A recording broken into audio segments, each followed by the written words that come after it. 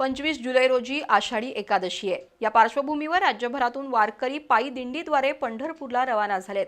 हातात टाळ मृदुंग, मुखात विठू नामाचा गजर आणि मनात विठू माऊलीच्या दर्शनाची आस, अशा वातावरणात गावागावातील वारकरी दिंड्या आज हरिनामाचा गजर करत पंढरपूरकडे रवाना झाल्या। फुलेवाडीच्या विठ्ठलपंथी सांप्रदायिक भजनी मंडळानं यंदाच्या 26व्या पायी दिंडी सोहळ्याला आज सुरुवात केली।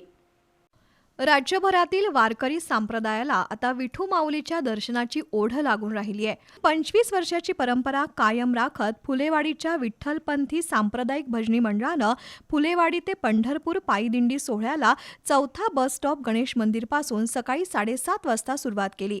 पायी दिंडी सोहळा फुलेवाडीतून निघून मिरज, शिरढोण, जुनोनी, सांगोला मार्गे पंढरपूरला जाणार आहे। या पायी दिंडी सोहळ्यामध्ये ज्ञानेश्वर माऊलीच्या आळंदी ते पंढरपूर पालखी मार्गामध्ये जी अभंग मालिका गायली जाते ती सर्व अभंग प्रकरणं या दिंडी सोहळ्यामध्ये गायली जातात।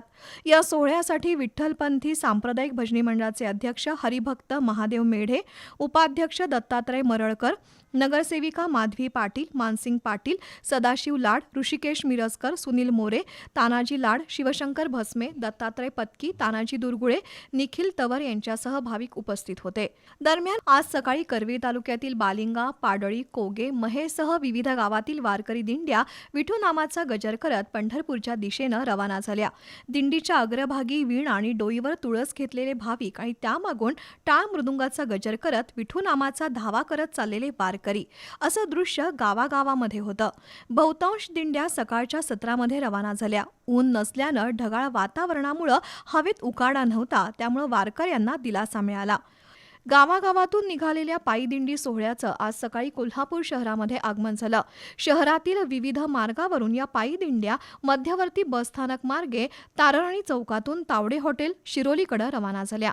सर्व सांसारिक मोहमाया आणि सुखांचा त्याग करत विठ्ठलाच्या भेटीसाठी मोठ्या उत्साहानं आणि श्रद्धेनं पायी चालत जाणाऱ्या वारकऱ्यांनी शहरवासियांचं लक्ष वेधून घेतलं।